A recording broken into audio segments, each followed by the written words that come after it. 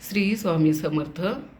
मैत्रिणींनो, अधिक मास खूप जवळ आलेला आहे, ज्याला आपण म्हणतो मलमास, पुरुषोत्तम मास आणि धोंड्याचा महिना.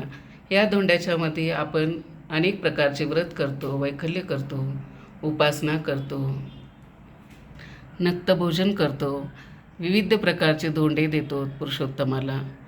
मग आज आपण काय करणार आहोत नवीन, तर आज आपण कापसाच्या मण्याची वस्त्रमाळ करणार आहोत, जे की आपल्याला श्रीकृष्णाला, विष्णू भगवानला घालायचे आहे.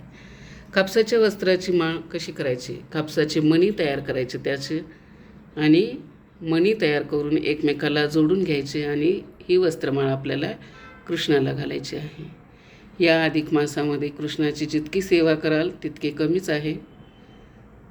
आज आपण पाहणार आहोत कापसाच्या मण्याची वस्त्रमाळ कशी करायची, आणि त्यासाठी काय काय साहित्य लागते दाखवते तुम्हाला. त्यासाठी मी घेतलेला आहे सरकी काढून घेतलेला सोललेला कापूस.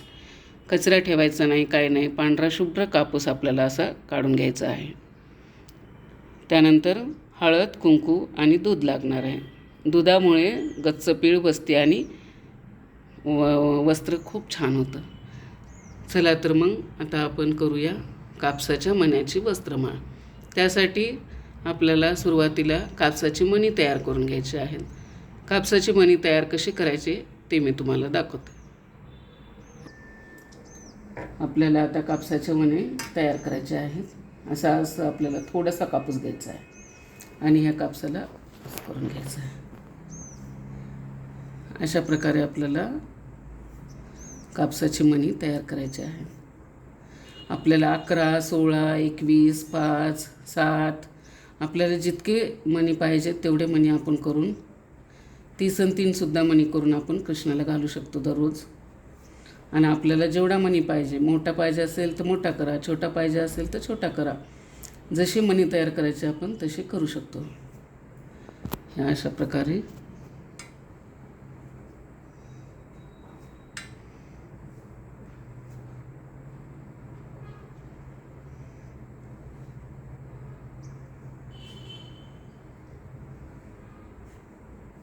दूध लावायचं आहे असं बोटाला, आणि हे असं मध्यभागी पीळ पाडायचे आहे, ह्या साईडला आणि ह्या साईडला.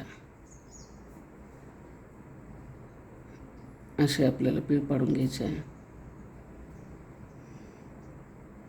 अशा प्रकारे आपल्याला हे अशी मणी तयार करून घ्यायचे आहेत.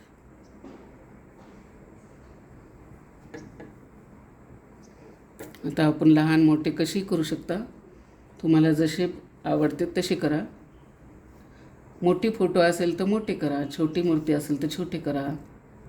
तुम्हाला ज्या वस्तूला घालायचे फोटोला किंवा व्हायला तसं बघून, छोटी फोटो असेल तर छोटे मणी करायचे.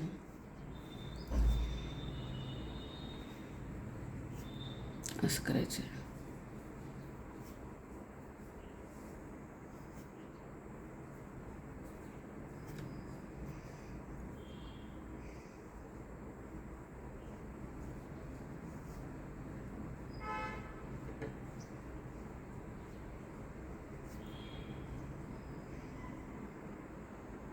असे एकदम सॉफ्ट आले पाहिजे. दुधाचा थेंब घ्यायचा आहे आणि असे लावायचे ह्या साईडला आणि ह्या साईडला, दोन्ही साईडला आपल्याला असे लावून घ्यायचे.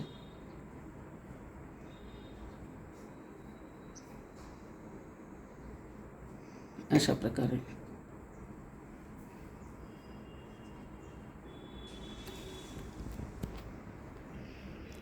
प्रकारे आपल्याला कापसाची मणी तयार करून घ्यायचे आहेत. अशा प्रकारे ही कापसाची मणी मी तयार करून घेतलेले आहेत, बघू शकता. आता हे एकमेकाला आपल्याला जोडायचे आहेत. त्याला असे घ्यायचेत, हे असे एकमेकाला ठेवून आपल्याला असं दुधाचा थेंब लावायचा आहे. हे असे जोडून घ्यायचेत. हे सर्व मणी असे करून आपल्याला एक एक एक एक करून जोडून घ्यायचे आहेत. ही आपली कापसाची वस्त्रमाळ तयार होणार आहे. दुधाचा थेंब लावलं का अशी पीळ गच्च पडते, त्यामुळे दूध पाहिजे आपल्याला.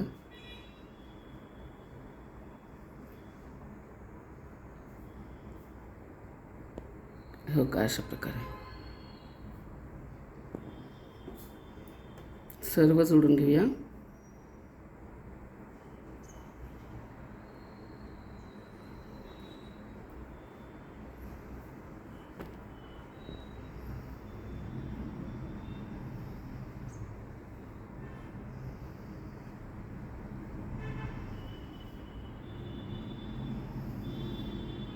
खूप सोपी आणि छान आहे आणि इतकी उठून दिसते ना, अशी रंगवल्यावर आपण हळद कुंकू लावून इतकी सुंदर दिसते.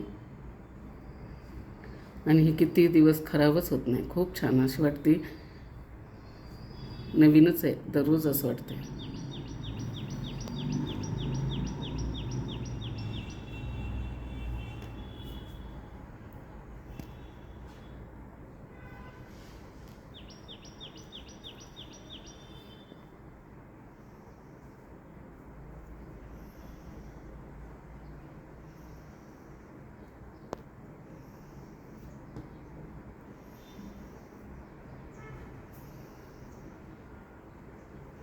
आता आपण ह्याला हळद कुंकू लावून घेऊया. दाखव. अशा प्रकारे आपण ही मण्याची वस्त्रमाळा तयार करून घेतलेली आहे.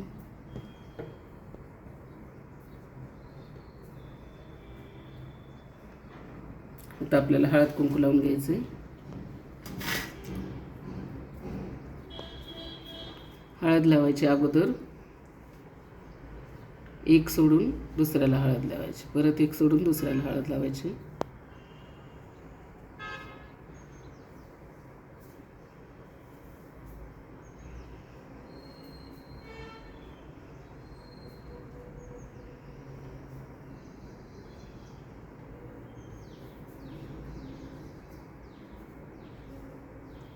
आता आपल्याला कुंकू लावून घ्यायचं आहे.